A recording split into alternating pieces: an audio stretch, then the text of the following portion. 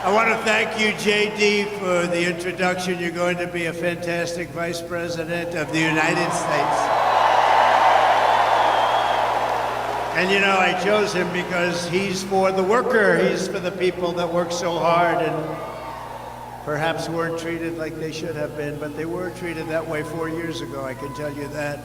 But we're going to get it back bigger, better, stronger than ever before. Thank you very much. This is something else. I'm thrilled to be back in the great state of Michigan with thousands and thousands, and I mean lots of thousands up here. This is a hell of an arena. This is a hell of an arena.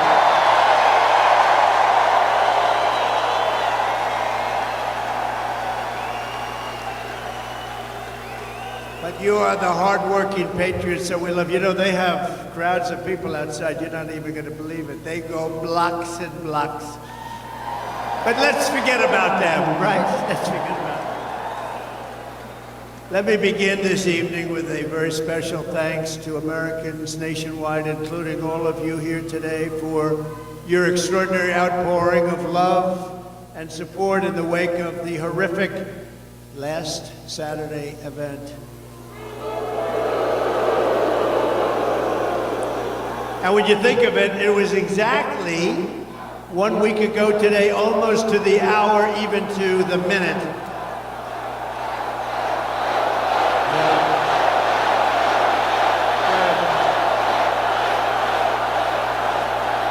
Incredible. What a day it was. As I said earlier this week, I stand before you only by the grace of Almighty God. That's true. I shouldn't be here. I shouldn't be here. Maybe JD or somebody else would be here, but I shouldn't be here right now. But something very special happened, let's face it, something happened. I want to thank Butler Memorial Hospital in Pennsylvania for the incredible job they did and service they gave. And all of the great citizens of Butler, Pennsylvania and the surrounding area and everyone else for the job they did and the love that they showed us all. It was incredible, actually. What a time that was. What a time that was. Nobody's seen anything like it. And hopefully they never will again. And they had cameras blazing. I guess it was different in that way too, because we were right in the middle. All those, see, look at all the news back there, and they were all blazing. They were going. No, they covered it fairly. They couldn't believe what they were saying either. So you did cover it fairly. Let me also thank Congressman Ronnie Jackson from Texas, you know Congressman Ronnie Jackson, for the care and treatment he gave me as an outstanding doctor, which he is. He's really an amazing guy. Where's Ronnie? Doc Ronnie's here someplace.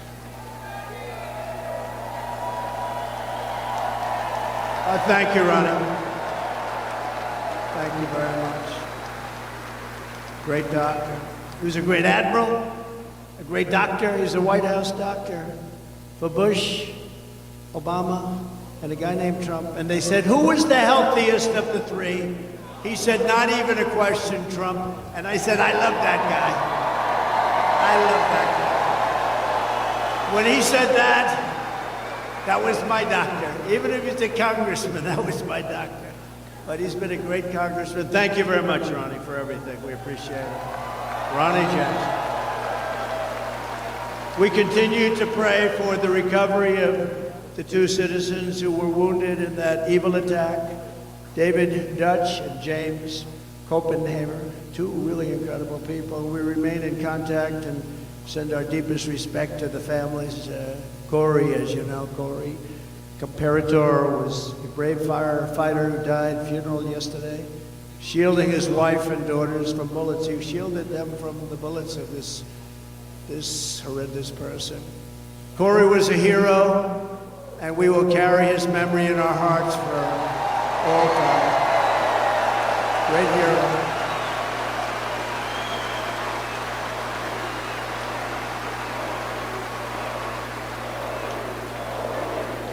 That's great. And he was a big trumper. and we will never forget him, right? We're all together. We're all together. There's never been anything like what you witnessed the other day with the convention. I don't think there's ever been a convention where there was such unity and love, and even now I'll say it just for a second, the fake news even said it that way. I want to be nice, but the fake news reported it correctly. There's never been such unity, and everybody did a great job, and the speeches and everything. It was just an incredible event. And I'll tell you what, Milwaukee was a fantastic place. This was a beautiful arena, and they did a really great job. And Wisconsin is going to vote for us because we spent $250 million. And when they go into the voting booth, they're going to say, we love this guy Trump. He gave us $250 million with jobs, and they're going to vote. Wisconsin's a very important state, as we know. But they really did. Wisconsin did a great job. Milwaukee, they did a great job, and the arena was fantastic. And it was just love. It was like a big, beautiful 4-day love fest. There was no fight, you know? There was no fight, no screams, no shouting, no get that guy off the platform. And in case there was, we had the Hulkster with us, right? How good was he? How good was the Hulkster? And Kid Rock called, he said, I want to get, you know, Kid Rock is big, and he wanted to get down, and he did an unbelievable job. He was great. But all of them, everybody. We had so many great people there. It was really an amazing thing to see, and it was really something I don't think there's ever been. A lot of people report, I think it's either party, there's never been anything like it. And now we have something coming up where they're going to go for the convention, and they have a couple of problems. Number one, they have no idea who their candidate is, and neither do we. That's a problem. But we'll see. Hopefully they get it worked out. Sort of interesting, this guy goes and he gets the votes, and now they want to take it away. That's democracy. They talk about democracy. Let's take it away from them. But now we go forward as one movement, and really we have a very special group of people, like the people here. You people built this country. It's one movement, and we're more united, determined than ever before. We've never been so determined. Bad things happened last time. We're not going to let them happen this time. Bad things happen. We will never stop working to deliver a magnificent future for our people, and together we will fight, right? And we will win. All right. Thank you.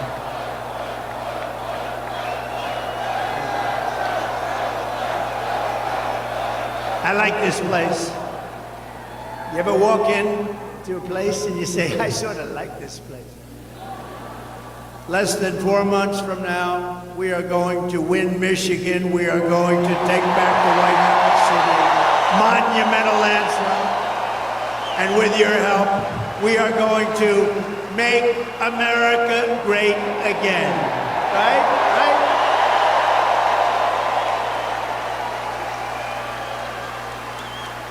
At our convention just a little while ago in Milwaukee on Thursday, it was my tremendous honor to officially accept the Republican nomination for President of the United States.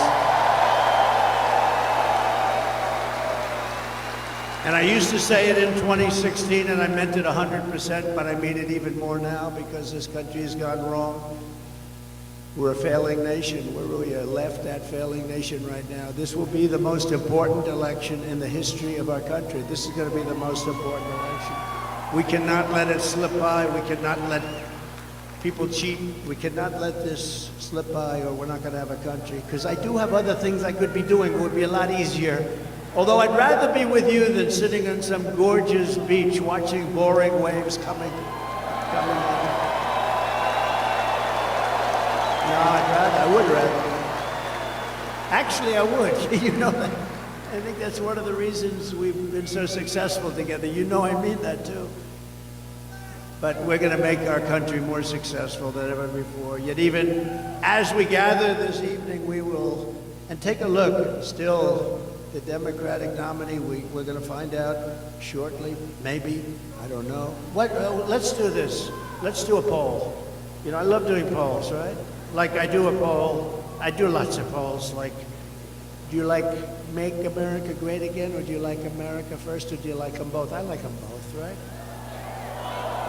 But let's do a poll on candidates, ready? So I'll go, we're going to do a poll on a few candidates. The press will like this because they won't have to pay for the poll. You know, you do these crazy polls and they charge you $250. Look, there's Mr. Wall. This guy is the greatest guy. This guy. He must have a lot of money because he's at so many different rallies.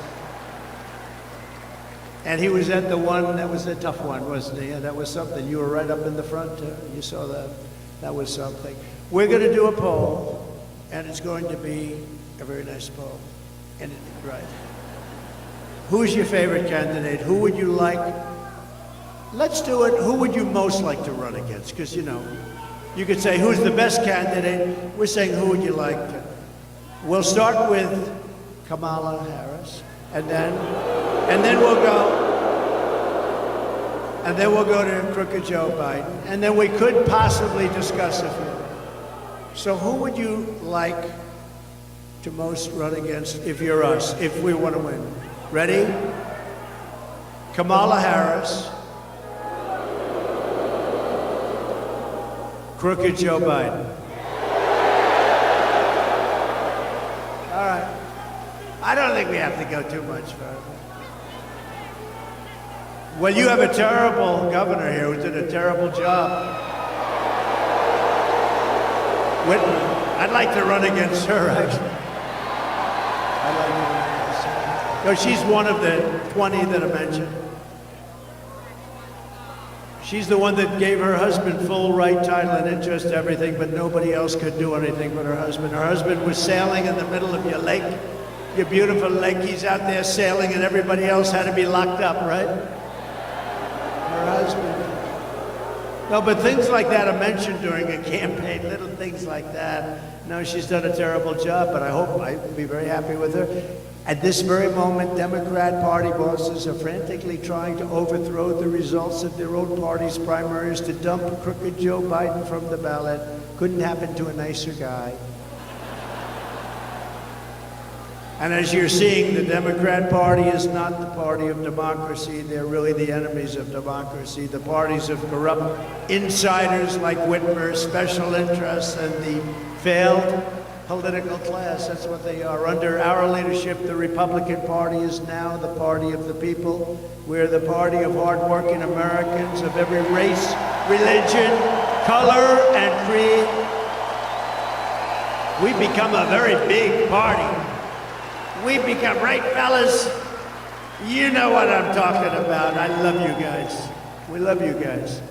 No, we become a very big party. We have increased in size. Nobody's ever, honestly, in history, there's never been anything like this movement. And that may be in the history of the world, but let's keep it down to the country for right now, because that's the thing. But there's never been anything like MAGA. When Biden says, we have to stop MAGA, we will stop MAGA. I said, he doesn't know what MAGA stands for. It stands for Make America Great Again. How can you be against that? How can you be against that? And you know, the other side's going around trying to make me sound extreme, like I'm an extremist. I'm not. I'm a person with great common sense. I'm not an extremist at all. Like some on the right, severe right, came up with this Project 25, and I don't even know. I mean, some of them I know who they are, but they're very, very conservative, just like you have. They're sort of the opposite of the radical left, okay? You have the radical left and you have the radical right, and they come up with this, I don't know what the hell it is, it's Project 25. He's involved in Project, and then they read some of the things, and they are extreme. I mean, they're seriously extreme. But I don't know anything about it. I don't want to know anything about it. But what they do is misinformation and disinformation, and they keep saying, he's a threat to democracy. I'm saying, what the hell did I do for democracy? Last week, I took a bullet for democracy. do against democracy? Crazy.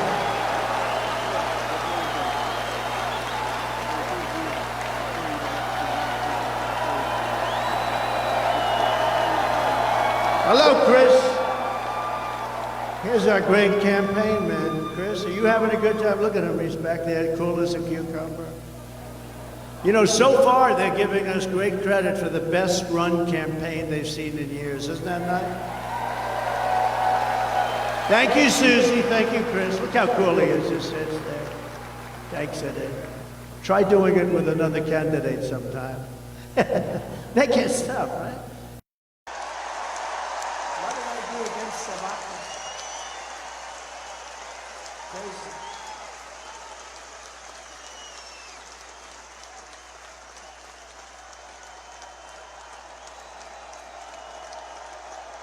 Hello, Chris. Here's our great campaign man. Chris, are you having a good time? Look at him, he's back there, cool as a cucumber. You know, so far they're giving us great credit for the best run campaign they've seen in years. Isn't that right?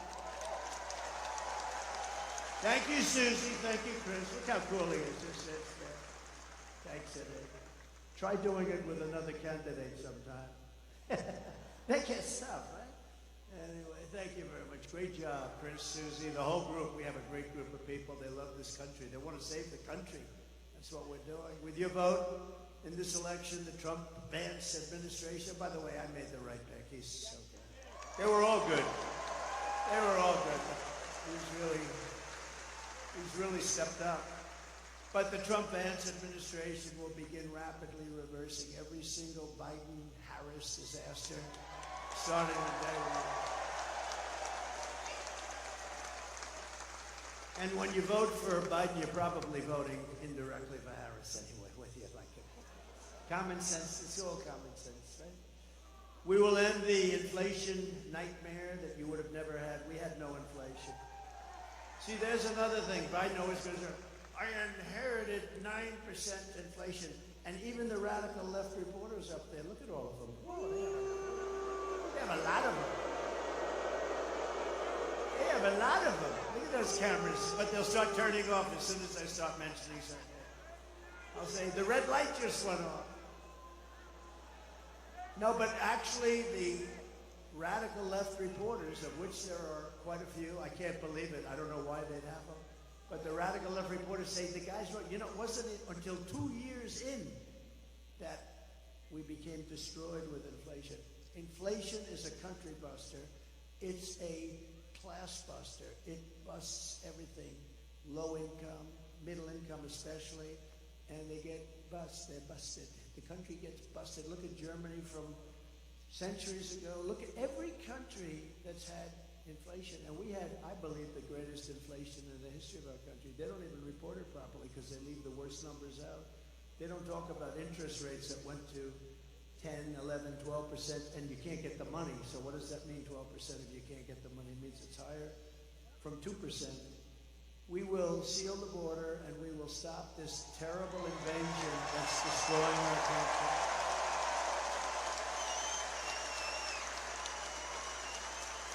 We will crush migrant crime. We're going to crush migrant crime. Oh, we have a new form of crime now. It's called migrant crime. The only good thing about these migrants coming in is they make our gang members and criminals look like the nicest people you've ever met. These people are much tougher. They come from all over the world, not just from South America. We're going to return law and order to our streets and restore patriotism to our schools. We gave you already the largest tax cut in the history of our country, larger than the Reagan cuts, but now we will give you an additional tax cut, a number of tax cuts that will make it. We took in more money after the tax cuts than we did prior. We took in billions and billions of dollars more after the tax cuts than we did. We had the greatest economy in the history of our country. Everyone knows it. We're going to slash regulations. That's what created all of those jobs and gave them bounce-back jobs. You know, they're called bounce-back jobs. After COVID, they bounce back. Everybody knows that. When you have something like COVID, which rarely happens, but when you have something like that, they're called bounce-back jobs. And We're going to bring down energy prices very rapidly. It was energy that caused the problem and their stupidity. And we're going to bring it down very quickly. Your energy bills will be cut in half, at least. Some sections, like in New England, I'll be able to cut their energy by 60, 70%. It's absolutely crazy what has happened with energy. We buy the oil from Venezuela. They used to be our enemy. I don't know. We buy from Venezuela. It's not really oil, it's tar. And you know, there's only one refinery in the world that can do it. It's very heavy, horrible stuff. It's garbage. It's tar. You lift it. I said, that's not oil. We want light, sweet, crude. We have the best oil. We have the best everything. We go to Venezuela. You know where they refine it? In Houston, Texas. It's the only plant in the world that can refine that stuff. So we go to Venezuela. We pay them a fortune. We take that dictatorship. We make the dictatorship wealthy. These people don't know what the hell they're doing. They're incompetent. They're grossly incompetent. The biggest threat is because we have incompetent. That's the threat to democracy. It's a threat to our country. We have incompetent people leading our country, grossly incompetent people. America's enemies will fear us. The United States will again command the respect that it deserves. Viktor Orban, the very powerful leader of Hungary, said when asked what happened with the world that's falling to pieces, there are wars all over, he said, bring back Trump, it'll all end, it'll all end, and we have no problem.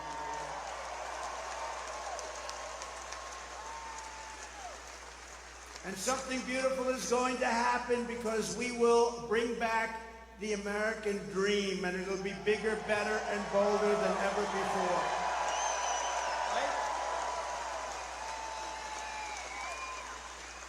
And most importantly, for the people of this great state, you know, years ago, they gave me in Michigan the Man of the Year. That was long before I was a politician. I was a business guy, I did well, I liked the state, but I don't know, I heard Man of the Year, Michigan. I said, that's cool, that's good, I'm gonna make that trip. I didn't know why they were giving it to me, nothing, but they were giving it to me for, I guess, the fact that I employed a lot of people, I did real well. This is probably 14 years ago. And I came in and I said, why do you allow foreign countries like Mexico, you know, Mexico's, like, we think of them as friendly, but they haven't been too friendly lately. How about where they asked Biden to meet, just to meet? They want $2 billion to meet. They wouldn't ask that. See, they wouldn't even ask me that because I'd say, I will put 100% tariffs on everything you send into a country if you even think about it. They want $2 billion to meet. In other words, we won't meet with you unless you pay us $2 billion. And this is every single year. They want $2 billion. No, it works the opposite of that, the exact opposite. But you know, when you see the things that are happening to our country, and all you have to do is know how to speak. When I watch the way our border was handled, we had the best border, the safest border, the border that saved my life. You know, I was pointing to an immigration border sign when I made this turn. Thing went that way instead of that way. So I owe immigration my life. It's true.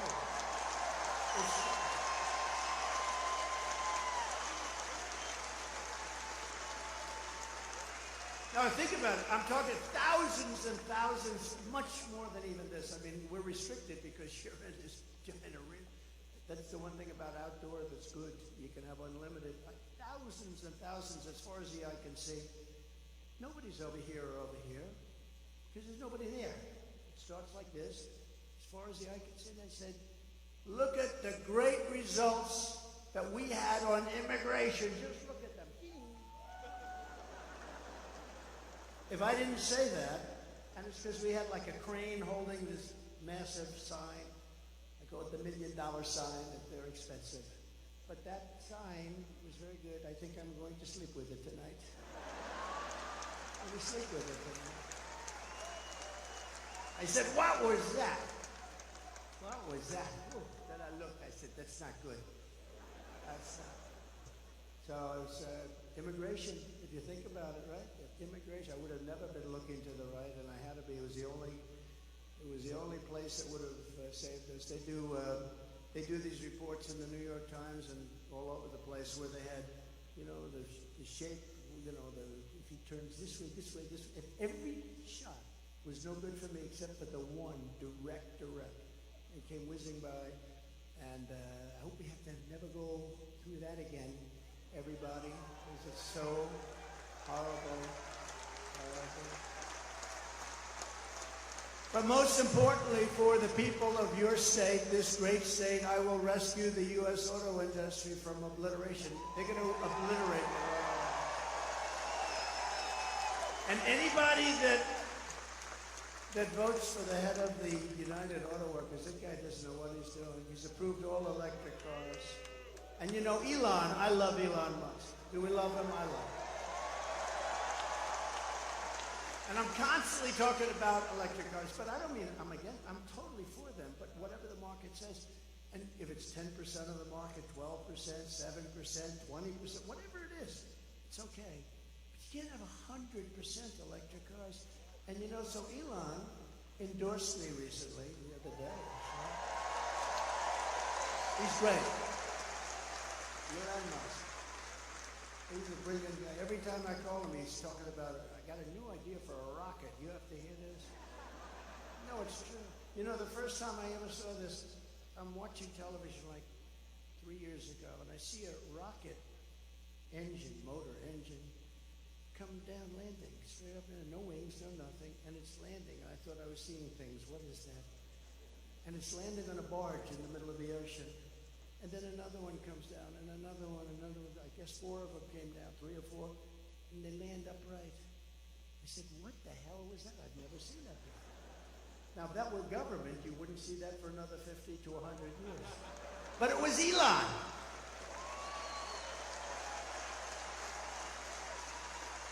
Now, think of that. And I called him, and I've always had a good relationship with him, but I called him, and I said, what was that? He said, well, we saved the engines. We saved the engines because it's very expensive to build. So, I mean, it didn't take me long to figure that if you save them, that's good, but who the hell thought you could do that? No wings, no nothing, just like these big, long, massive tubes, and they're landing gently right on the dot. I said, that's the coolest thing I've ever seen. And you say, how long would it take government to come up with that one? I don't think they ever heard of it. Perhaps they still haven't heard of it. But, you know, he's a very advanced person, and he's doing other things that are great, and so are others. We have to make life good for our smart people, you know? We have some smart people. We have to make life good for our smart people. And he's as smart as you get.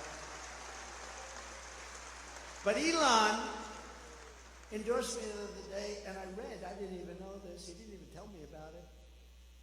But he gives me $45 million a month. Not 45 million.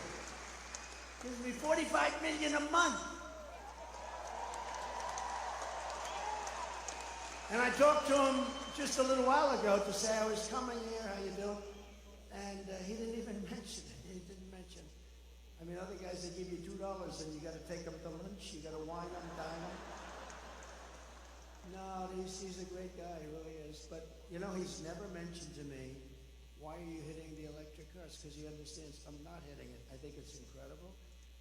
I've had them. I've driven them. They're incredible. But they're not for everybody. Some people have to drive long distances.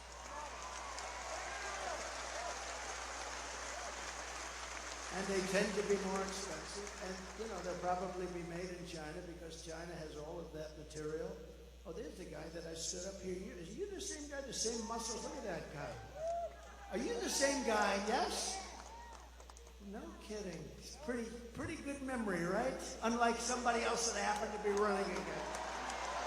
He wouldn't. Come on up here. Get up here. I got to get this guy. This guy was central casting. Look at him.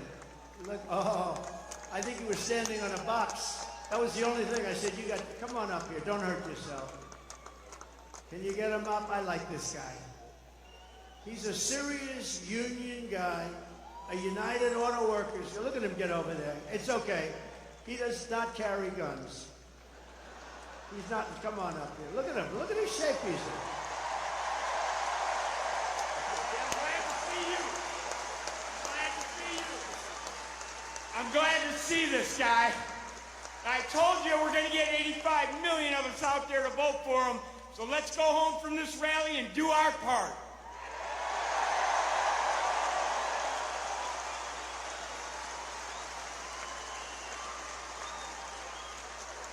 Look at the arms on him. I may have height, but his arms are definitely more powerful, huh? Look at that guy. Now, last time I was here, I saw him, and he was so great, and he was agreeing with us on, oh, no, we want to bring car manufacturing back, and what the deal with this thing with the all-electric cars in 6 years from now? It's ridiculous. You know, in the Midwest, they open up chargers. They opened up 8 chargers. You read about this. $9 billion they spent for 8 chargers. That's like a gas pump. I guess it would be like the equivalent of a gas pump for electric, right? They spent $9 billion on 8 chargers. This is 8 little chargers. $9 billion. How do you do that? It would cost at that rate $5 trillion to create enough charges so it could run. It doesn't work. And it doesn't work the trucks either. I was with Swift, big Swift company. How many trucks are you on? 29,000, sir. 29,000? That's a lot of trucks.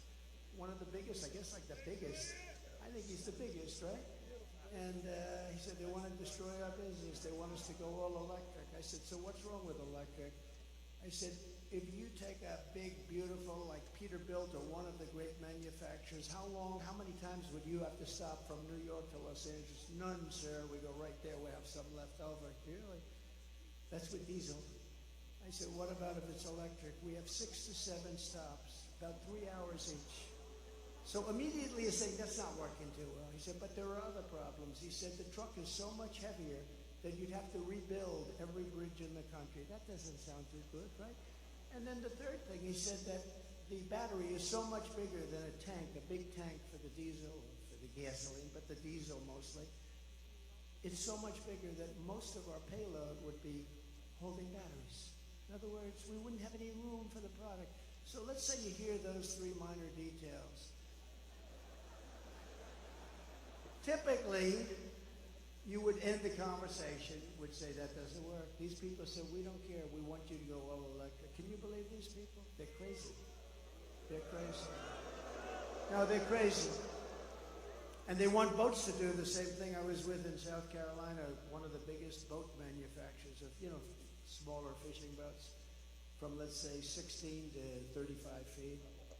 And he said, we have a problem. They keep pushing, the beautiful outboard engines. You have Mercury and Evinrude, I guess they used to have. I don't know if they have it anymore. But those big, beautiful outboard engines they have, they work great. Or just interior engines run by a thing called gasoline. So he said they want us to figure out how to go all electric in a boat, right? All electric. I said, well, what is the problem? He said, we'd have to take the entire lower cabin where we have bedrooms, and we'd have to make that into a battery. But the bigger problem is, sir, it won't float. Because it's it won't float. It won't float. And I always tell the story with, like, well, what would you do? Because my uncle was a great professor at MIT for 41 years, I think. He was the longest serving. Dr. John Trump, she knows. He was very, very smart. We have a very smart family, actually. But he was a great guy, and I always thought I was very interested in this, but the press kills me all the time. They say, he keeps talking about sharks. I don't. I tell an analogy. If I'm in a boat, it's all electric, and it starts to sink. I asked the guy, do you get electrocuted sitting over this? And then I say, and I don't think there's anything wrong with this, do you? Because it's an analogy. I say, and if there's a shark about 10 yards away, right where they are, right where all the congressmen are, right over there, look at us. Well, they're sharks. They're sharks. If there's a shark about 10 yards away, do I get electrocuted or do I go with the shark? I said, because I will take electrocution all day long. Despite the environmentalists that say how wonderful sharks are. You ever hear these people? We had 3 killings by a shark this weekend, ripped people apart, and then you have the environmentalists going, well, they didn't mean to do it. They mistook them for a seal. They didn't want to hurt the child. No, I don't want that. Common sense, right? I mean, how about they catch a shark, vicious that they've been after, and they take him to a little deeper water and they put him back in? I wouldn't do that. Would anybody do that here? Let me ask you, this is Michigan. These guys wouldn't do it. But they always get on me, they say, why is he talking about electricity and sharks? What are they? Well, they know exactly. It's sort of a cute little story. Do I take electrocution or do I take death by a shark? And I'll always take electrocution. But isn't it ridiculous? Think of it. Isn't it ridiculous? They want to make a boat that's far too heavy, that can barely float, and they're driving people out of business. They're destroying this country. They're stupidly destroying this country. The Army tanks are the other one. They want to make all electric. We make the best tanks in the world. They want to have it. So that as we go into a country to bomb the hell out of it, we will do it in an environmentally friendly way. Okay? And you know, with an Army tank, again, the battery is very big, very heavy, and doesn't last long. You know what it is? It's an Army tank, and it's like you're pulling a wagon behind the Army tank. You're pulling a wagon like a child pulls a wagon, and it's loaded up with a battery. So we got to get back to common sense. The aircraft, too. They want to make our jet fighters a biofuel jet fighter that shows 18% less efficiency. That's the difference between winning and losing a fight. And you know what happens? I say, I'm not doing it, and we ended all of that stuff. They brought it back. We will end it on day one. We're not going to be doing that stuff.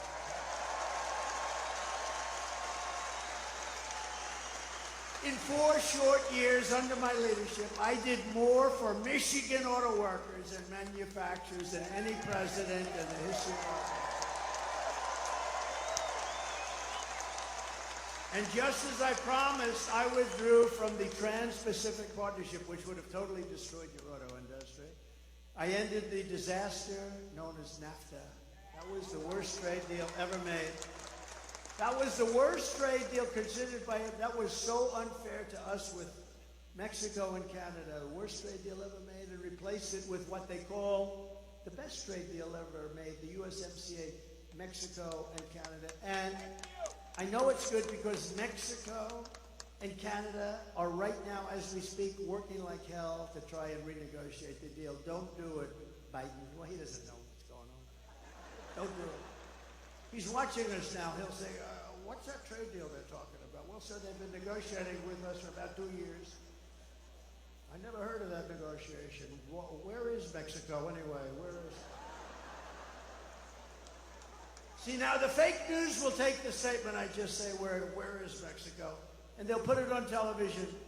Trump didn't know where Mexico is. They do. It's very dangerous.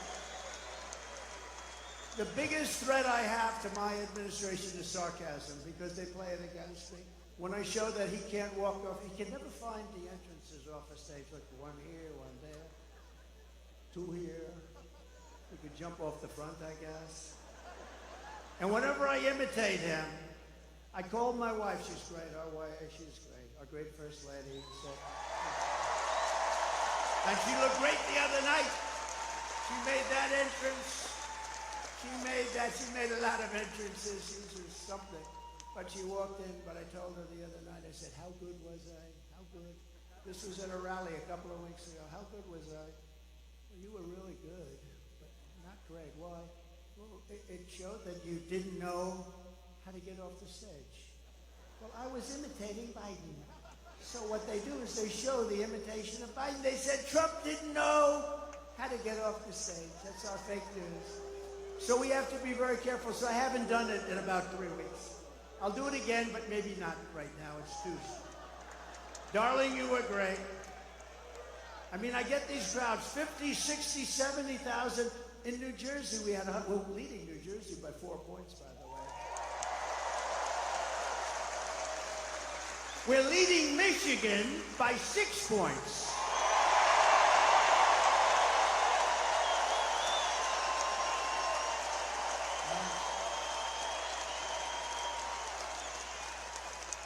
And a report just came out, actually we're leading everywhere and nationally, and that we have to keep it that way. Got to make sure they don't cheat.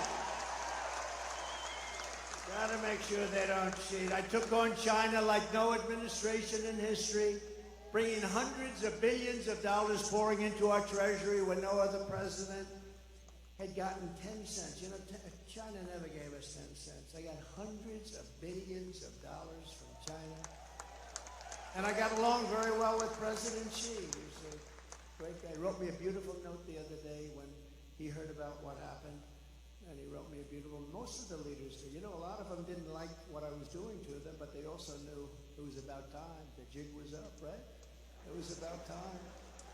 But they wrote me, almost all of them wrote me notes. It was nice. Now I have a good relationship with all of them. That's a good thing. You know, a lot of times the press would say he gets along with Kim Jong-un, North Korea. He's a lot of nuclear weapons. I got along with him great. You were never in danger with me as your president. It's a good thing to get along, not a bad thing. I used to tell him, why don't you do something else? All he wants to do is buy nuclear weapons and make them. I said, just relax, chill. You got enough. You got so much nuclear weapons, so much. He said, just relax. Go to let's go to a baseball game. I'll show you what a baseball. We'll go watch the Yankees, or we'll come watch Michigan at its home opener. Okay, how about that? Are you going to have a good team this year, I think, right? I heard good. I heard good, but who the hell knows, right? Guy drops a pass, that's the end of that season. It's a risky business. I proudly imposed a 27.5 tariff on all Chinese auto imports to keep China and Chinese cars, keep them out of America. We don't sell a lot of Chinese cars in here because of what, and if you did, it'd be fewer cars that you made. We're going to bring back the auto industry because we're going to bring it back. We're going to have them. If they want to come in and sell us cars, they can, but they have to build plants here, and they have to hire our workers, and that's fine, and nobody can say anything about it. Under the radical Democrat policies, the U.S. auto industry is being decimated. You know, we lost 64% of our industry over the years, 64%. We were a giant. And now they're made, a lot of them made in Mexico. Mexico's taken 35% of the auto industry. And we did something very strong. We did something very strong with Mexico. But you know, when I was building the wall, I said, you have to give us 28,000 soldiers. And they laughed at me. I hate when people laugh at me. I hate it. Oh, it's so disrespectful. They laughed at me. We won't do that. Why would we do that? I said, because you have to. We're building the wall. People are flowing in through your country. We want 28,000 soldiers to protect us while we're building the wall. They said, no, no, no. And then they said, after I said, look, here's the story. If you don't do it, we're going to charge you a 25% tariff on every car that you send into America. And then it's going to 50% next month. Then it's going to 75%. And then it's going to 100%, and then us. And the gentleman representing the president's a great guy. He's no longer president, but he's a great guy. He was a great guy, still is. But he said, I'd like to discuss this with the president. I said, 5 minutes, I got to go. I have something much more important to do. And he came back. He said, Mr. President, we would love to give you soldiers to protect your wall, free of charge, of course. That's how I got those great numbers on that beautiful, beautiful graph that we talked about. They gave us everything I wanted. I got everything from Mexico, and then this stupid person, low IQ, he's a low IQ individual. Take his IQ. I guarantee you it's in the low 50s or 60s. And he's negotiating against Putin, President Xi of China, Macron of France, very smart guy. I told him he was going to do something very bad to our country. I said, that's okay, you can do it, but I'm going to put a 100% tariff on all wines and champagnes that come in from France. He said, no, no, no, Donald, you cannot do it. I said, I'm doing it. Donald, you cannot do that. That's not fair. He was going to charge our companies, American companies, 25% for doing nothing, for being in France. Big deal, right? Big deal. So I said, okay, that's all right. I'm charging you 100% tariff. I gave it to all my people, Mnuchin, all smart guys. They came back, sir, they won't do it. They won't budge. I said, they'll budge. I called them up. And I talked to the president of France, Emmanuel Macron. He's a nice guy. I said, but he's, you know, he likes France. I like the USA. Does that make sense? I said, Emmanuel, it's so nice to talk to you. I understand you're going to charge our country. you're going to charge our companies 25%, Emmanuel. Yes, yes, yes, Donald. It was approved by whoever the hell approved the power. Whatever the hell they have over there, they were going to approve it. It's been fully approved. Yes, I'm so sorry. I said, well, that's okay. You can have it approved, but here's the story. Starting tomorrow morning at 7 o'clock, every bottle of wine and every bottle of champagne that's shipped into the United States is going to have a 100% tariff on it. No, no, no, you cannot do that. That is not fair. I said, it's not fair for you to charge our companies 25%. He said, you cannot do it. I said, I'm signing the papers now. I will call you right back. Calls me back. No, we would be delighted, Mr. President, to take that tax off. We have decided to take it off. It'll be off by tonight, sir. It'll be off by tonight. And it was off. And it was off. You think Joe Biden does that? He doesn't know what the hell he's doing. Their policies are no good. Remember, whether it's Biden or anybody else, they want open borders. They want all the same stuff. So it's like, you know, but he's in particular, he's pretty bad, I tell you. Can you imagine these killers, these are sharp. You know, the press gets angry. They said, is President Xi of China, is he a smart man? I said, no, he's a brilliant man. He controls 1.4 billion people with an iron fist. He makes guys like Biden look like babies. They don't even know whether they're coming or going. Yes, the next day, Trump calls him brilliant. How dare? No, okay. Let's say he's not a smart man. Okay, whatever makes you happy. No matter what you do. No matter what you do. I say, he's a brilliant man. They went crazy because I called him brilliant. So I'm just going to have to say, he's okay. He's okay. No, he's very smart. But and you know what else? He's a fierce person. You understand that? Some of the people here know that, what this means. Especially some of the women, right? They know better than the men about fierce. I know the women. They know better than the men. They're more fierce than the men. Oh, her. But no, he's a fierce individual. He's a fierce man. Can you imagine when he meets this guy? He thinks Trump is playing a joke on him. He actually thinks there's some kind of that I'm playing a joke. He doesn't believe what happened. He doesn't believe the last election. He doesn't believe. He thinks I'm playing a joke on him. But can you imagine President Xi, Putin, all of them? They're all smart, tough. They love their country, or they want to do well with their country, whatever it is, all ideology. But we have to have somebody that can protect us. And Orban was right. We have to have somebody that can protect us. Right now, we have really low IQ people in there. And the president in particular, he has about a 70 IQ. And he's going against 210. And it never works out. It never works out. When I'm back in the White House,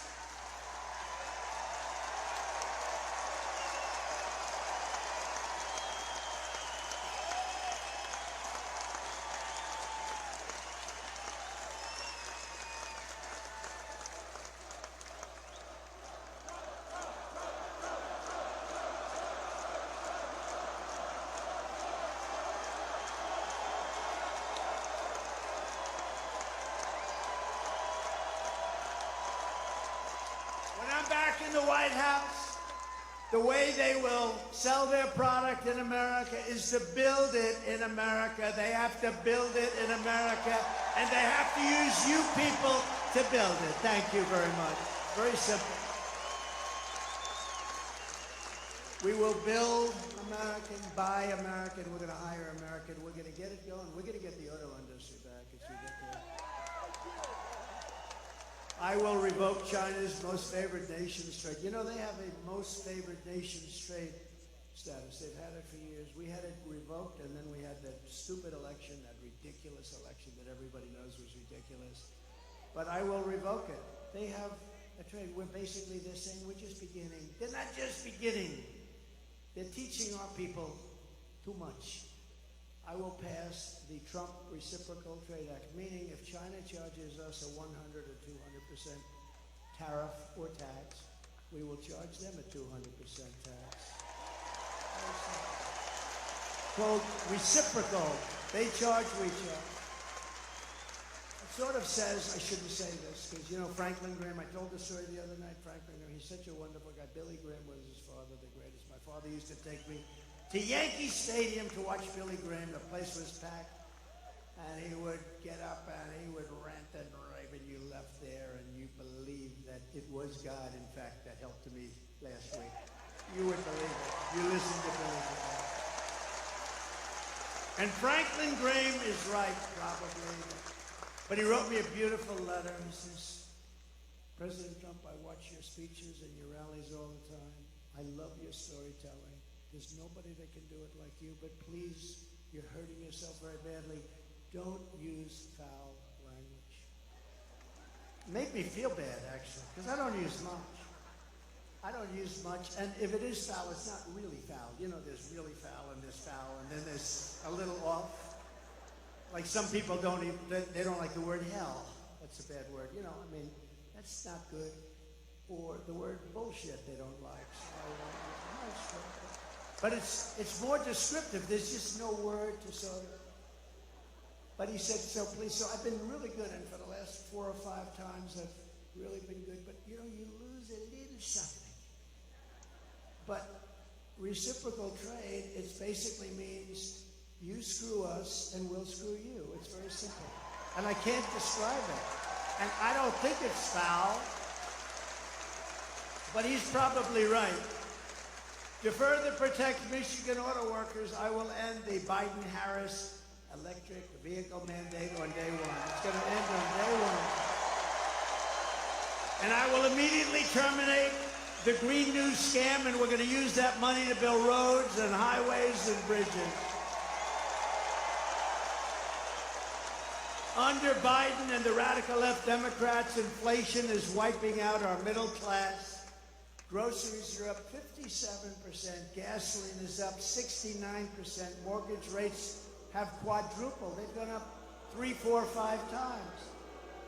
And they never include that in their stats, you know. They never include those things. They never include mortgage rates. And you can't get the money anyway, so what really is the number? And since Democrats took over, total household costs have increased by an average of $28,000 per family. Think of that. Under my leadership, we will throw out Bidenomics and we will replace it very simply with Maganomics. Maganomics.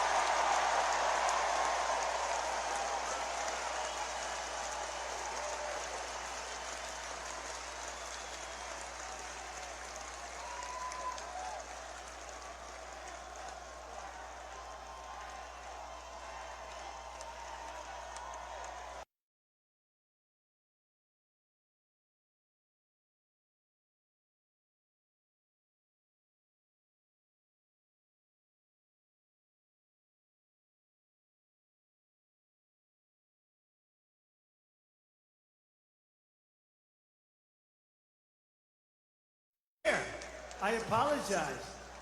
Man, I looked up there. I said, whoa. Look at that. Wow. That's like a work of art.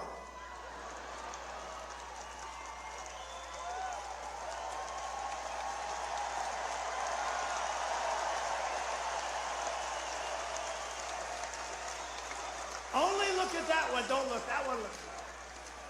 To bring down the prices of all goods, we will end the Biden-Harris war on American energy, and we will drill, baby, drill. We're going to start that day 1. Under the Trump administration, we had energy independence, and soon we will have energy dominant.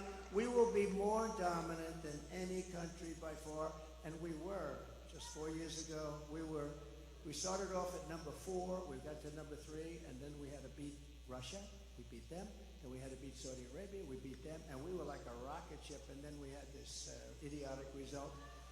But we will be, and again, we have more, you know, Anwar in Alaska, it's probably the biggest find anywhere in the world, the size of Saudi Arabia. Some people say, who knows what it is, but it's massive. Ronald Reagan tried to get it, couldn't get it, and that was easier in those days environmentally. They stopped it with the environment. You know, the environment is very important to me, and environmental is very important, but you know, you can't use it to destroy the country. And they stopped it. They stopped it for years based on the environment. I got it approved. It was totally done. This is since Ronald Reagan, who worked so hard to get ANWR, he wanted to be able to drill in Alaska.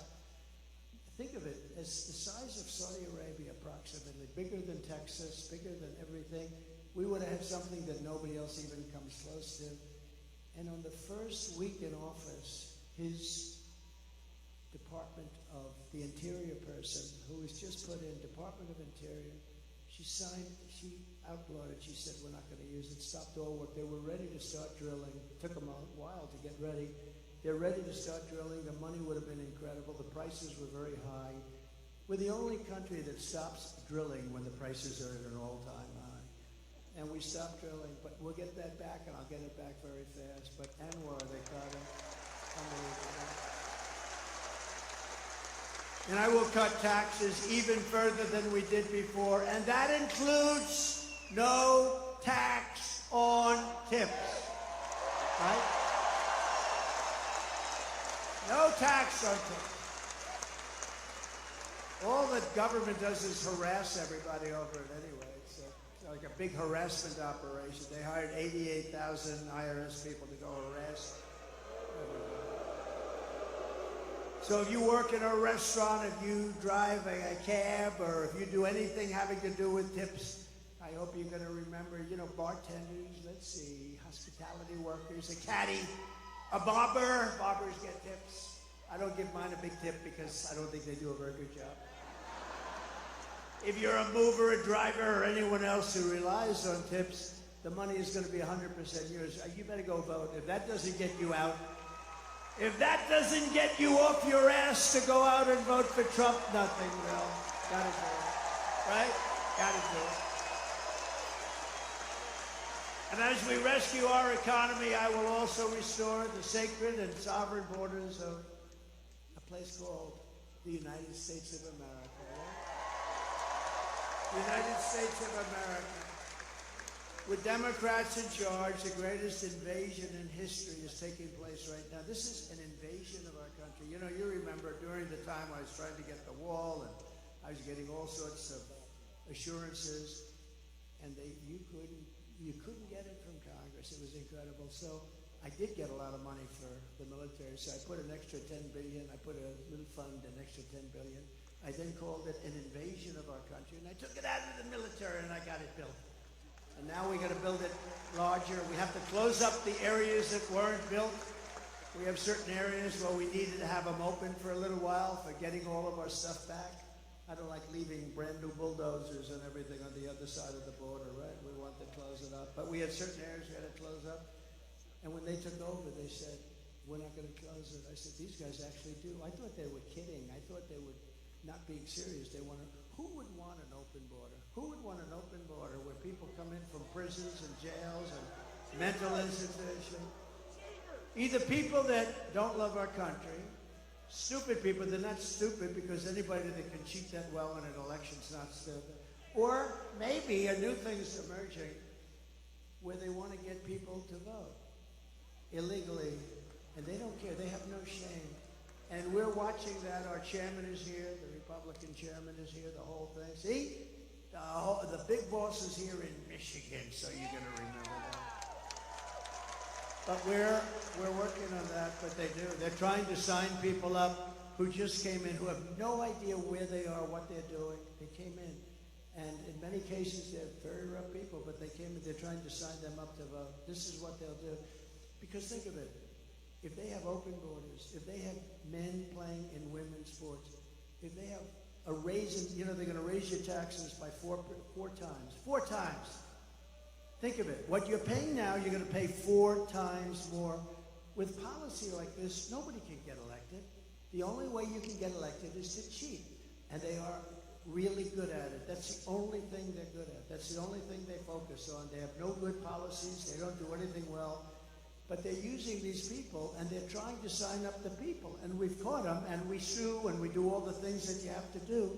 But they have no shame whatsoever. So that's really one of the big reasons I think they're allowing it, because they're not stupid enough to allow prisoners and people from mental institutions, people from insane asylums, and it drives them crazy. Hannibal Lecter. the late, great Hannibal Lecter would like to have you for dinner. He wants you for dinner. That's the end of you, by the way. But no, these people are being dumped into our country, and nothing good is going to happen from it. That's why we have to do a big deportation and get them the hell out. Okay? Meanwhile, our crime rate is going up while crime statistics all over the world are plunging. We have become a dumping ground for the world, which is laughing at us. They can't believe how stupid we are, how stupid we are. We're destroying our country. They can't believe what they're getting away with, but they're getting away with it at levels that they never thought possible. In Venezuela, crime is down 72%. You know, Caracas, Venezuela, was a very, very dangerous place. And now, because of the great job they've done in removing their criminals into the United States, next year we're going to have our Michigan rally in Caracas, Venezuela, because it's nice and safe. Okay? Does that sound like a good idea to you? Because we want safety. Now the press is going to write that. They're going to say, Donald Trump proposed next year's Michigan rally in Caracas, Venezuela. They'll say, isn't that horrible? Isn't that unpatriotic? You understand. This is what I have to go with. I'm only kidding, press. I'm only kidding. Although maybe it's not a panic attack. So El Salvador is an interesting one because I know the president. He's a young guy, and he's been getting this great press that his crime rate's way down, and they're training their criminals. Well, you don't train criminals, okay? You know, maybe every once in a while you get lucky, but you don't. So in El Salvador, murders are down 70%. He's saying, yes, we'll teach you. He's different. Most of them just say, well, the United States is stupid, so we're dumping all our criminals. And he does it differently, smart, because we're working with our people that are causing problems and crime. He's not working with them. He's dumping them in the United States. And their crime rate, their murder rate is down 72%, 73%, and going up. And I don't blame them, because if I was running one of those countries, and we're not just talking in South America, but if I were running one of those countries, I would have been doing it much more. They're also emptying their jails. The big thing is their jails. Those jails were packed. Now all of a sudden it's like, oh, isn't this wonderful? They're doing such a wonderful job. They're dumping their criminals into the United States of America, and we're not going to take it anymore. Stupid people.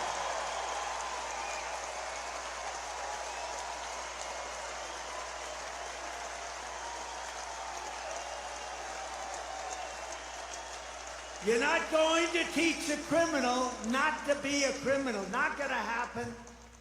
And you don't have the time, you don't have the energy, because you have to do other things. That is why, as soon as I take the oath of office, we will begin the largest deportation operation in the history of our country, even larger than that of President Dwight D. Eisenhower many years ago. He was a big deportation person. Under the radical left Democrats, Michigan communities are being overrun with migrant crime. You know that better than anybody, right? Does everybody agree? It's being unbelievable. In Oakland County, criminal squads of illegal alien gang members are hiding in the trees and breaking into Michigan homes after dark, looting them for jewelry, purses. They're taking the women's purses right out of their bedrooms. Electronics, cash, they're stealing, they're robbing the houses. Earlier this year in Kent County. Does anybody live in Kent County here? Sounds good to me, but you're not going to like this. A sadistic illegal alien, of which there are many criminal, was sentenced for executing a 22-year-old Grand Rapids woman while she was in her car with her 1-year-old baby, shooting her at least 5 times with a rifle at point-blank range, while the killer was wanted on an outstanding warrant for attempted strangulation of another woman. When I return to the White House, we will stop the plunder, rape, slaughter, and destruction of our American suburbs, cities, and towns. We will shut down deadly sanctuary cities. We're not going to have them anymore. And we will shift massive portions of federal law enforcement to immigration enforcement. We're going to get the bad ones out. We're going to get them out immediately. It's not going to take long. We're going to rely on law enforcement, and we're going to give law enforcement back their dignity, respect, and power so they're allowed to protect you.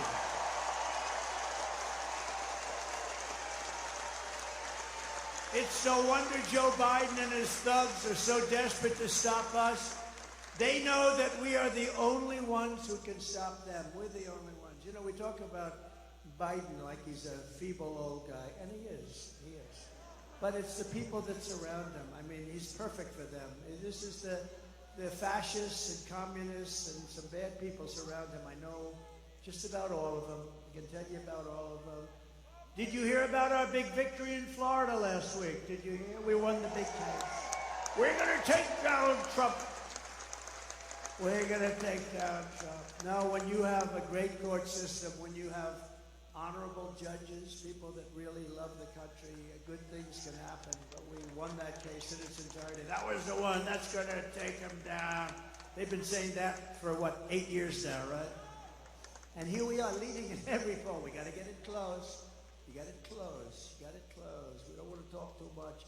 I always say if we win, because I don't like saying when we win, because they cheat like hell. So if we win, but we got to get it close. We're close. 4 months, but you know what 4 months is in this racket? Like an eternity. 4 months is like an eternity, but we're leading by a lot, not just by a little. We're leading every state, every important swing state by a lot, and we're leading nationally by a lot. But we got to get it close.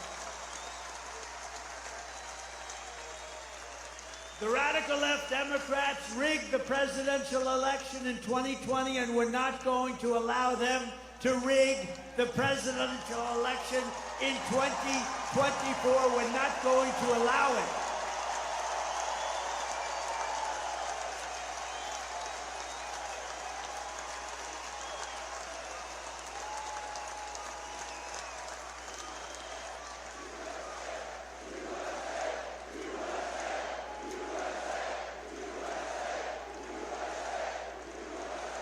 Every time the radical left Democrats, Marxists, communists, and fascists indict me, I consider it a great badge of honor. You know, I've been indicted more than the legendary Alphonse Capone, Scarface. He was a tough man. See that guy right there? Ultra MAGA. You're Ultra MAGA. He's tough as hell. But if Alphonse didn't like you, you would be in the foundation of a building rising someplace in your great state, right? He was not. He was a tough cookie, this guy. I got indicted more than Alphonse Capone. Think of it. My parents are looking down. I had wonderful parents. They never saw this for me. They never saw, let's see, I'm voting for, oh, I don't want to even read that one. Thank you. Thank you. I appreciate it. But I'm being indicted for you. Don't worry about these fake indictments. These aren't indictments. These are Biden indictments. These are a sick, weak, pathetic man who can't run an election. So he indicts his opponent thinking that's going to win. And in many cases it would. You know, third world countries do this a lot. Banana republics do it a lot. We've never done it. And we're going to teach them why they can never do it again. Because it's actually hard to believe. It's actually driven our poll numbers way up. And then we had the debate. Did anybody watch the debate? Poll. Who won the debate? Biden or Trump? Poll, free poll. I just saved $300,000. Isn't it something these pollsters, they come, oh, I have Tony Fabrizio and McLaughlin back there, I gotta be careful. But I just saved $300,000 doing that poll. They interview 97 people have been interviewed. And Trump is leading by a little smidgen. I got 25,000 people here or something. They got so many people outside. I wish we could include them. I'd love to get them in. Would anybody like to leave now and let the other people? That's not nice. Never forget, our enemies want to take away my freedom because I will never let them take away your freedom. They want to silence me because I will never let them silence you. And in the end, They're not after me, they're after you. I just happen to be standing in their way, and I always will. Right? I always will, fellas.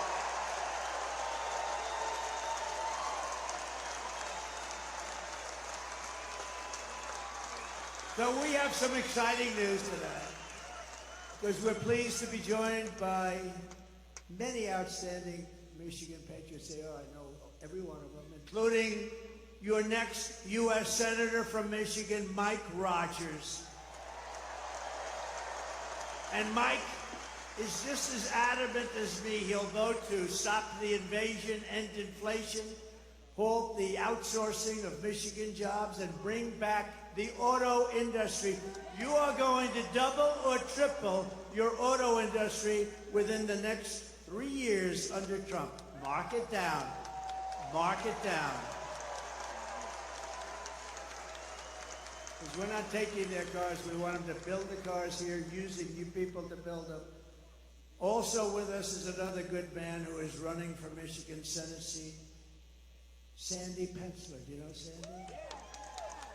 So I have a big announcement to make then. Sandy has just announced that he would like to do something very important tonight. So you have Mike, who's a total pro, Sandy, who's a total pro. I'd like to ask both of them to come on up, and I'd like to have Sandy make a statement first. Thank you. Come on up, fellas.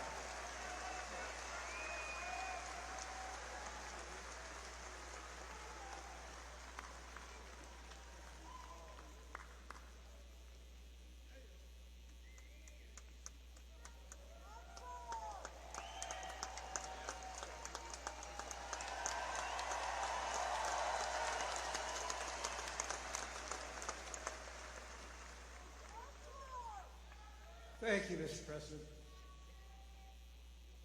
I was so inspired when President Trump kissed the empty uniform of Glory Competore.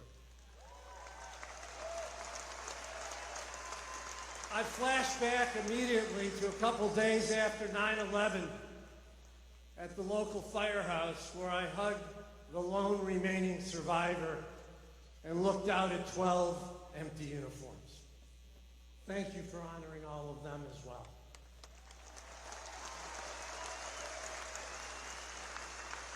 My campaign was always about making America better. The best way to do that is to enact President Trump's policies. Let's go Trump! Let's go Trump! To do that, we need control of the Senate. A divisive, continued primary effort hurts the chances of that, and that's not okay. So tonight, I'm doing the right thing and ceasing my Senate candidacy. No, it's not an aha. It's the right thing. President Trump endorsed Mike Rogers. Tonight, so am I.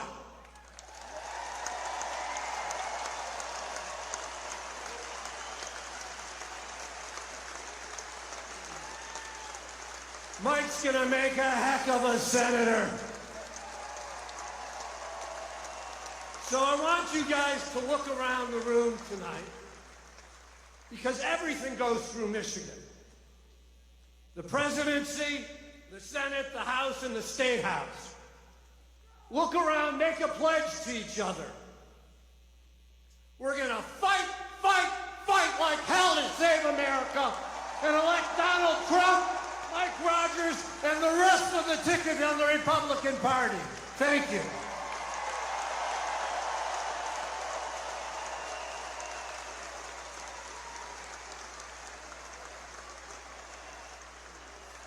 Thank you, Sandy. I am honored to have you stand with us and all Republicans to win the state of Michigan. Thank you for your courage. Thank you for your leadership. You're going to be an important voice going forward in our party in Michigan.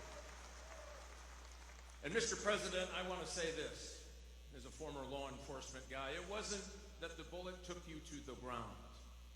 It was the fact that you got back up for America.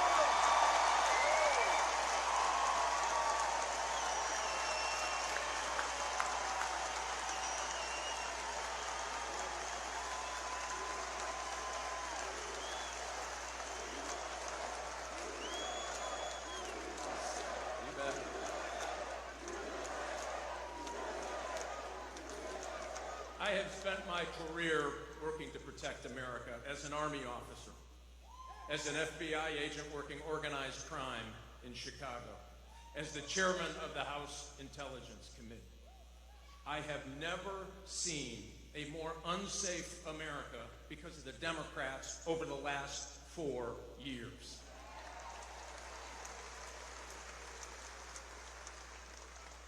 Here's the good news, Mr. President. You will have a partner in the United States Senate that will bring manufacturing back to Michigan. We are the arsenal of democracy. We will be again in this great state.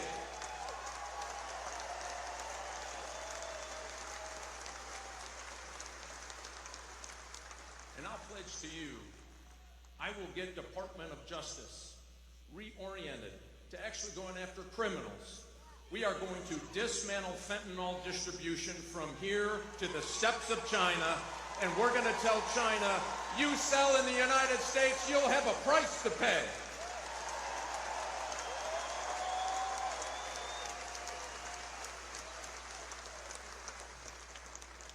Mr. President, I'll guarantee you this as well.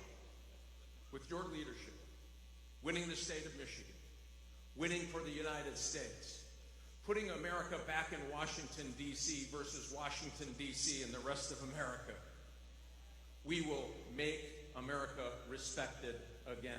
We will bring back law and order again. We will make America safe again. Let's flip the Senate. Let's elect Donald J. Trump and Mike Rogers to the Senate, and let's get busy. Thanks.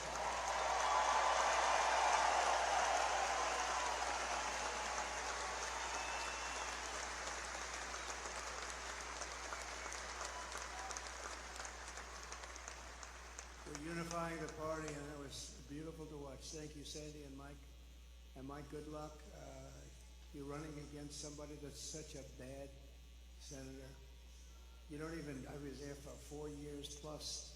I don't even remember meeting that particular person. This is not a senator for Michigan. Mike Rogers is going to be a great senator. He's got gravitas. He really knows his way, highly respected in Washington.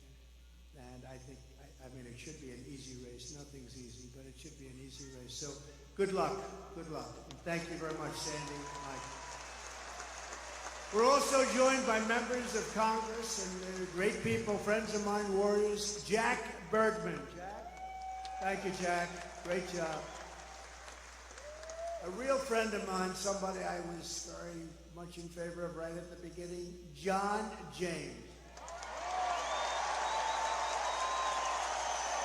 Thank you, John.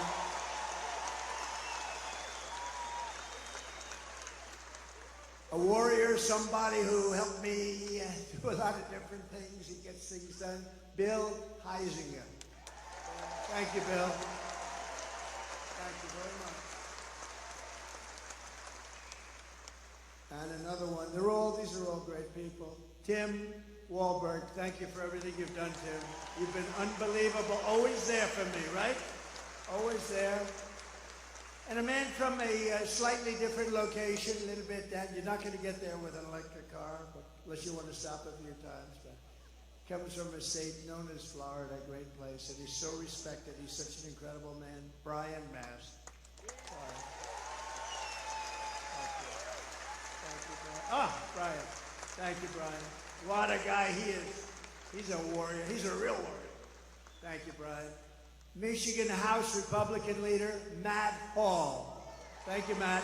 Good job you're doing, Matt. Are we going to win, Matt? Will you please make sure? We need these local ones, right? That's right. Michigan Senate Republican leader, Eric Nesbitt. Thank you, Eric. Great. Thank you. Good job. A congressional candidate who I hear is doing very well, Tom Barrett. Tom, get in there and win. Good. A friend of mine who was really brave, ran a tough race. It's amazing, actually. Really did well. Her father was a very special guy who was in the steel industry, and he passed away. A battle with cancer, a long time battle, but he was fantastic. And I got to know them both very well. She's a terrific woman, Tudor Dixon.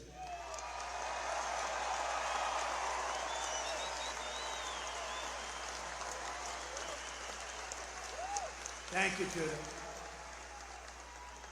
Ambassador Joe Sella.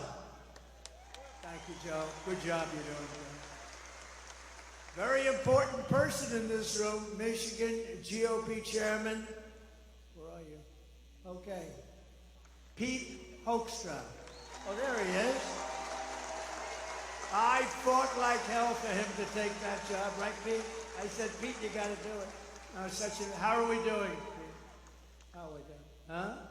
We're doing good. If you're in charge, he's going to win. He was a congressman, a really good one, respected. He left. I made him ambassador. He was a great ambassador. And I then said, Pete, you got to do it. He lives here. I said, you got to do it. And we appreciate you doing it. Both of you, thank you very much. We appreciate it very much. RNC chairman, he put on that show with a person named Lara Trump. How good is she? How good is she? She's unbelievable. She made a great speech. And her husband made a very good speech the other night, didn't he? Eric and Don. I don't want to talk about anyone else, only my kids, you know? But they all did well. Everybody did well, honestly. I do think Hulk Hogan, I thought he was incredible. I hadn't seen him in a while, and I'll tell you what, I'm not going to mess with him. Right? We're not going to mess with the Hulk. But he was fantastic the other night. All of them, every single one. My granddaughter did very well. Look, and she's got, what about, who said that? Who said my granddaughter? Wow. Kai. Kai is great. Great golfer. She's a great golfer. But we have another man who's very important, and the RNC chairman, Michael Watley, who's been incredible. Wherever Michael. Michael, thank you. Great job. I said, Michael, you have one job. We got so many votes, we don't know what to do with them. You got to guard the vote. When those votes get put in, they can't be missing. They can't throw them out. They can't stuff ballot boxes. They can't cheat. Make sure. And you know, he headed up North Carolina. And on that night, a while ago, that certain election night, that miserable where we thought it was won at 10 o'clock in the evening, and then all of a sudden, additional votes have been reported in various places. We don't have to get into it. North Carolina held totally steady. He had 603 lawyers working. Other people didn't have lawyers working. And bad things happened, but this guy held, and I said, that's the guy I want to run the party. And Michael, I know you're doing a great job, and you're going to do something very special. We don't need votes. We need to guard the vote. You ever hear the expression, too big to rig? The more we get in there, the harder it is for them. My daughter and her husband, Tiffany and Michael, where are you? Tiffany and Michael, you're around here someplace. Two great people. Fairly recently, thank you, Tiff. Great people. And Michael's father's here tonight, highly respected guy, great businessman, and a highly respected guy.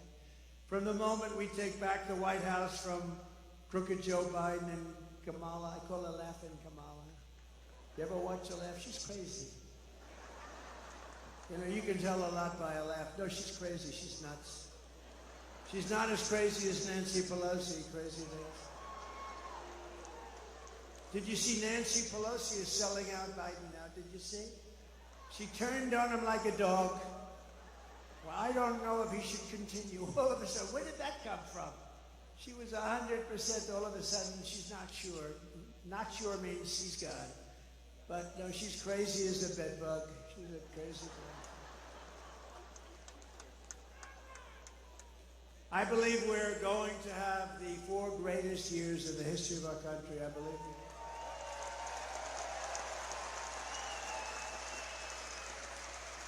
And I believe that Michigan is going to have the greatest of all of any of the states because I'm going to bring back your auto industry. I'm not going to take this.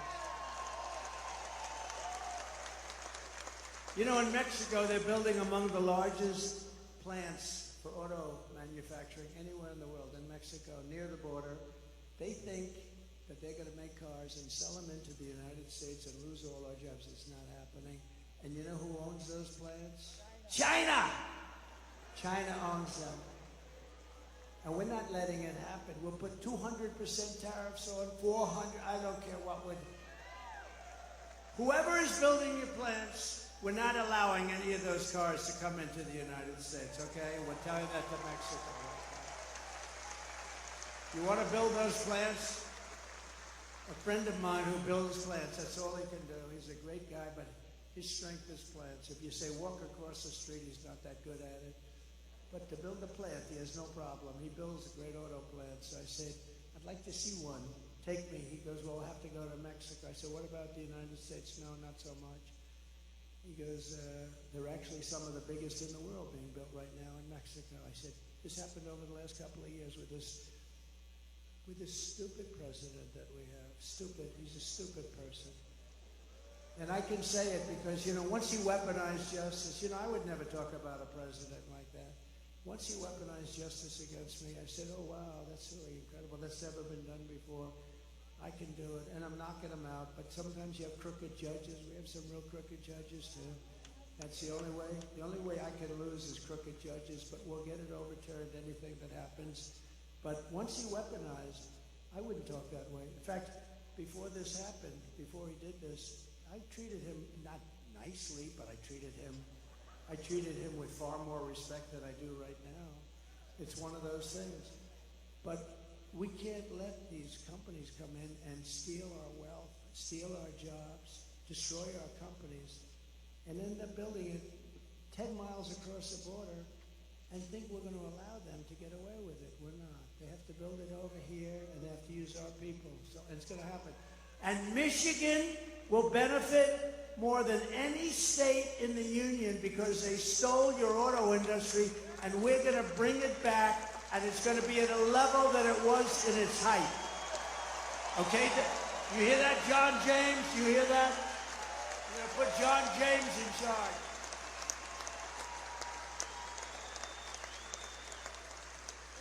And the amazing thing, it's not even hard to do. It's not even hard. It's so crazy. You know, if you want to build something in China, you're building it here and you send it over there. We don't want it. They'll charge you like 250% tariff. We don't want it. Then you get an invite. Build your plant over here. So these companies, they go over there. Harley-Davidson did it in India. They couldn't sell. They had a 200% tariff on motorbikes. I had them in the office in the White House, the Oval Office, and the head of Harley-Davidson. I was disappointed in that, actually. We were talking about it. I was telling them the problems, and I was going to help them out.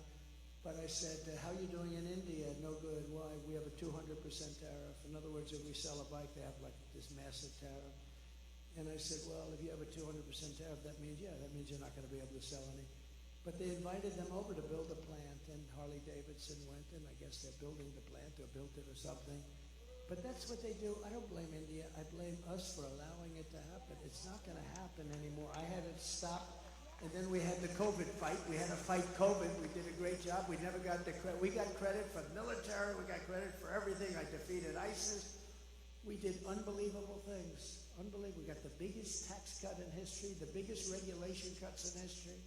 You know, when I go to the companies, the big companies, highly sophisticated, I said, so I got you the biggest tax cuts in history, and that was good for jobs. And I got you the biggest regulation cuts in history, and that was good for jobs. If you could only have one, would you take the regulation cuts or the tax cuts? Every single person, and I must have asked the question 200 times over the years, said the regulation cuts were more important than the tax cuts. Can you believe it? You wouldn't think that. But we got you the biggest regulation cuts in history before I even arrive at the Oval Office, shortly after we win the presidency, we win, we're going to all win it together, I will have the horrible war between Russia and Ukraine settled, and I will be the only one that can make this statement. I will prevent World War III from happening. You're very close to World War III.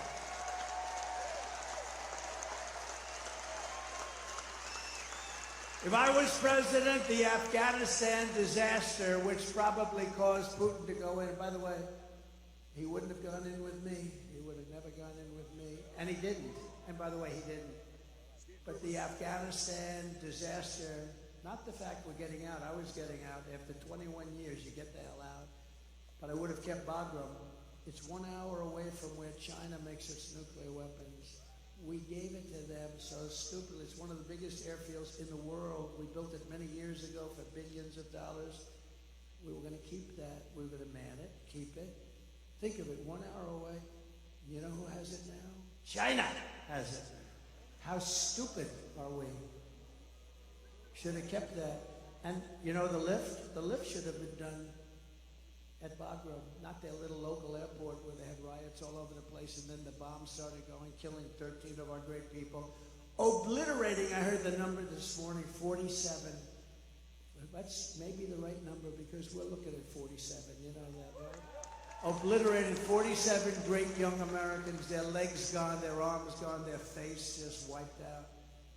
And hundreds of people besides, hundreds of people. The worst catastrophe, the worst, most embarrassing disaster, I think, ever that happened ever in this country. And because of that, I think Putin looked at that, the incompetence, the stupidness of Milley and these guys that don't know what the hell they're doing, and he looked at it and he said, this is a great time to go into Ukraine. But he would have never done it with me. If I was president, the Afghan disaster would have never happened. Ukraine would have never happened. And October 7th, the attack on Israel would have never happened. Remember, Iran was broke. Iran had no money. They were broke. Now they have $250 billion.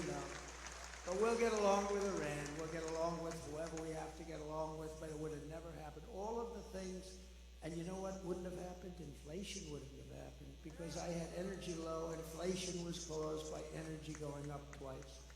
I will restore a thing called peace through strength. That's what we have. Remember, I'm the only president in 80 years that I started no new wars. I finished some. Totally defeated the ISIS caliphate. In my next term, we will build a great Iron Dome missile defense shield over our country, a dome the likes of which has not been seen. And it will be entirely built in the USA, and much of it will be built right here in Michigan. Why shouldn't we have the same protection that other countries have built? Why shouldn't we have the same protection that Israel has and that other countries have? And Ronald Reagan wanted to do this many years ago, but honestly, we didn't have the technology. Now we do. 301 missiles were shot at Israel, and almost every one of them was knocked out of the sky. It's an unbelievable technology. And it's our technology, and we're going to use it for our country, and we're going to be a lot safer than not having it. The Iron Dome, we're going to build the great Iron Dome, the latest and the greatest, and much is going to be made right here in Michigan, as you can imagine. And we will not cut 1 penny from Social Security or Medicare. And they are really, you know, they want to raise the retirement age. Biden wants to raise the retirement age, and they're going to. You know why? All of these immigrants coming in, they're trying to put them onto Medicare and Social Security. So not only do they want them to vote, they want to destroy Social Security and Medicare. It's not going to happen, and we're not raising your age. One day, he's going to destroy. First of all, he doesn't have any idea what the hell he's doing. But I kept that promise 4 years ago. Remember, he'll come in and raise Social Security. I went through 4 years. It was never even a topic that was allowed to be discussed. Because we have, between the liquid gold under our feet and all of the other things and the growth mechanism that we have in this country, we don't have to cut Social Security, which people have earned, and we're never going to cut it. And when you hear that stupid guy, that low IQ guy, get up and say, I inherited 9% in inflation's false. He inherited 1.4, but really nothing. And when he says he's going to raise Social Security, no, false. He's going to raise it because he's stupid. That's why he's going to raise it. Don't believe it. They have this line where it goes one after the other. But one thing, it's very simple. They're going to raise your taxes 4 times, and that's fair because they don't want to renew the tax. The tax cuts that I get, it's approximately a 4 times increase, and they don't want to renew them.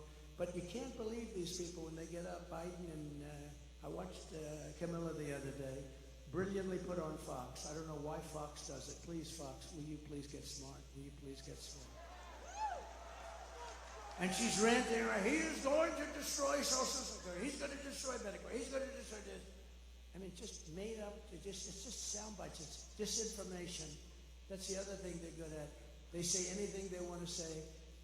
I am going to protect your Social Security. We're not going to be raising the number of years. We're not going to raise it by 1 day, let alone 1 year or 5 years or 10 years like some stupid people want to do. We're going to grow our country. It's going to be growth. And it's going to be using the assets and resources that we have, much of it right under the ground. We're going to rebuild our cities into beacons of hope, safety, and beauty better than they have ever been before. We're going to have to work with the Democrat governors and mayors on that. But our cities are just horribly run. And then we have our capital, our beautiful capital in Washington, D.C. We're going to take it over. We're going to clean it up. We're going to renovate it. We're going to rebuild it. We're going to make our capital the most beautiful anywhere in the world. We're going to get rid of the nightmare of murder and crime. And it will become the most beautiful capital anywhere in the world once again, but far more beautiful than it was before. And when you want to go from Michigan to see the Washington Monument, yes, we're keeping the name Washington, we're not changing the name. Or the Jefferson Memorial, where there's a big move to change the name, we're not changing the name. Remember when they were knocking down statues and I was president, and I found an old bill, and I reenacted the old bill. Anybody touching, knocking down, or even trying to harm any of our great statues or monuments goes to jail for a 10-year period with no commutation and no shortening of the sentence. And it was a beautiful sight as we watched everybody leave town. They left town so quickly. They left town. We said, bye, everybody. No, we have to meet people that have evil intentions. They wanted to knock down the Jefferson. If I didn't get the military out to save the Jefferson Memorial, they would have done a job. But I found this old law that today we're almost incapable of producing things like that. 10 years, and there's nothing like good behavior, and you get out in 2 days. It's 10 years in jail if you touch our monuments, if you even try to knock them down. I had a news conference, I signed it, and everybody left town. It was a beautiful thing to do. We're not doing it. We won't be changing the name of Jefferson, Washington, Lincoln, like they did our forts. I get out of office, they did our forts, right?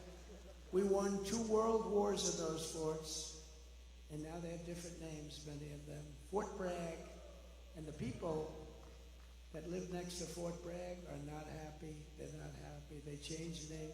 We won 2 world wars out of Fort Bragg, and then they decide to change the name because they think it's politically correct. On day 1, I will sign a new executive order to cut federal funding for any school pushing critical race theory, transgender insanity, and any other inappropriate racial, sexual, or political content onto the shoulders of our children. And I will not give 1 penny to any school that has a vaccine mandate or a mask mandate. And I will keep men immediately, day 1, out of women's sports. And I will fully uphold our very important but under siege Second Amendment, as I did for 4 years. And I got the full endorsement from the NRA. You saw that. They gave us their full, strongest endorsement. No, for 4 years I protected, and it was not that easy to do. We will protect innocent life, and we will restore free speech, and I will secure our elections. Our goal will be one-day voting with paper ballots, proof of citizenship, and voter IDs. Very simple.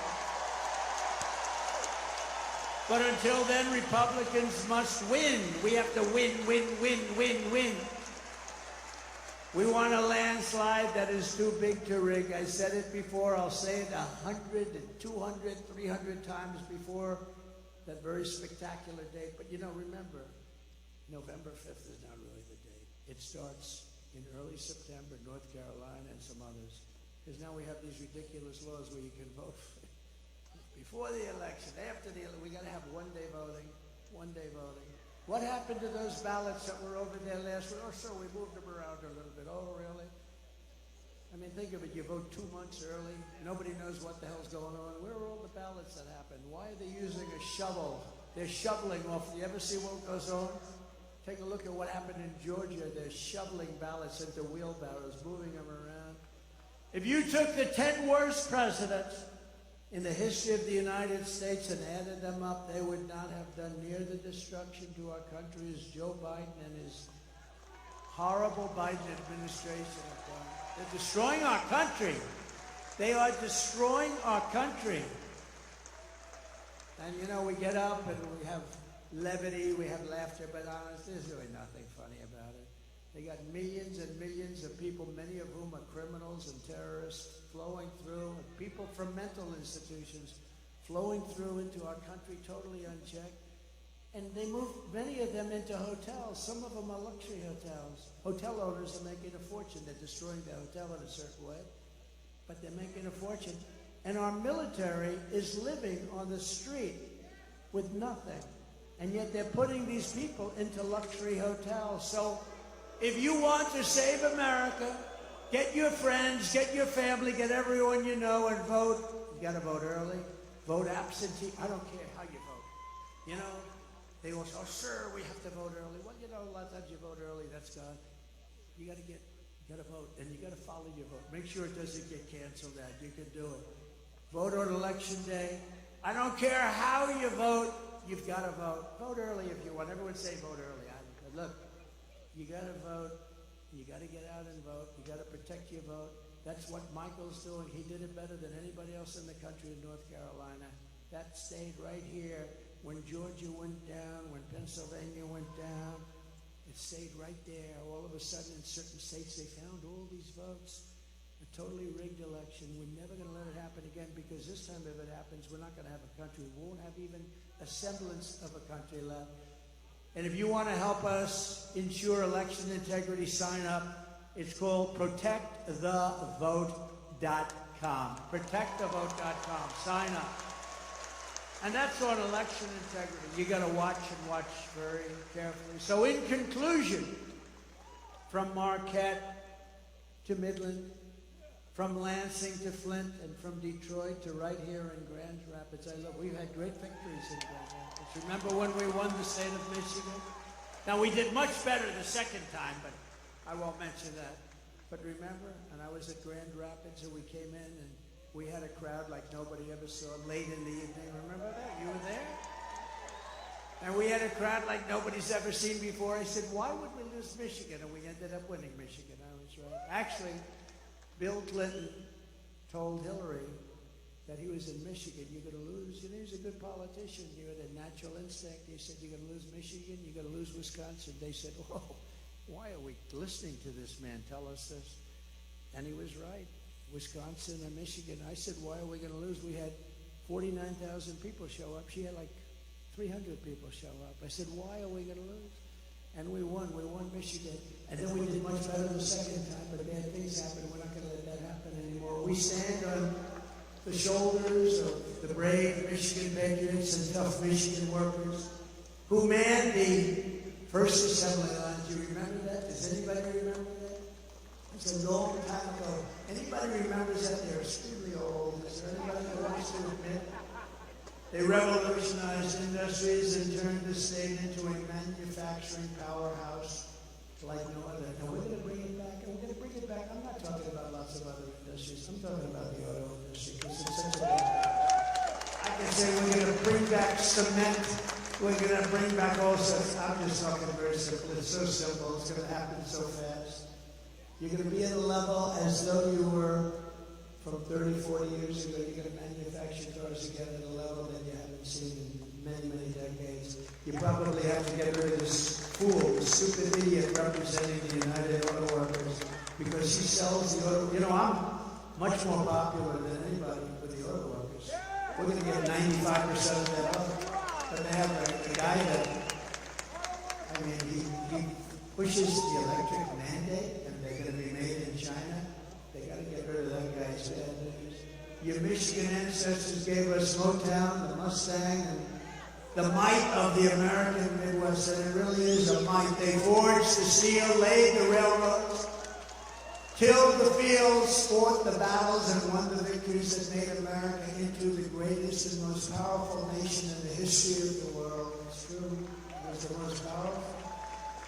But now we are a nation in decline, and it's a very serious decline. We are a failing nation.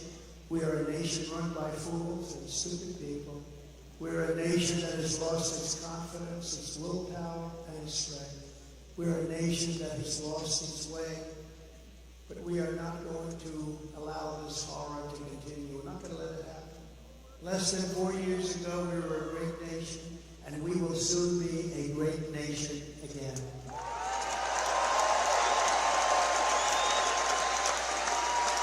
With the right leadership, every disaster crooked Joe Biden has created can be fixed, and very, very quickly. Every problem can be solved, and every wrong can be rectified by this time next year. America's borders will be strong, sealed, and secure. Very easy. Get ready, Tom Homan. Inflation will be in full retreat. Our economy will be roaring back. Optimism will be surging. You will have your confidence back. We don't have any confidence. It's like an athlete that can't sink the shot, can't hit the ball, losses come. We're going to have you hitting the ball again. We're going to have you playing at the top of your game. The American dream will be thriving again for citizens of every race, religion, color, and creed. Law and justice will reign all throughout our land. Freedom will be restored. The flame of liberty will be burning bright. Crooked Joe Biden, the worst president in the history of our country, will be a fading memory of the past, and our great silent majority, including the once forgotten men and women of our country, will be the one shaping America's magnificent future when I am the 47th President of the United States.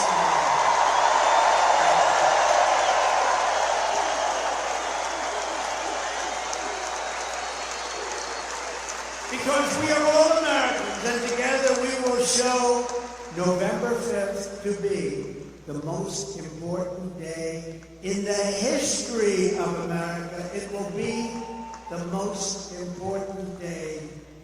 And when we turn it, our country's going to be great again. And if we don't turn it, our country is finished. You know it, and I know it, and everybody knows it. We are one movement, one people, one family, and one glorious nation under God. And together we will make America powerful again. We will make America wealthy again. We will make America strong again. We will make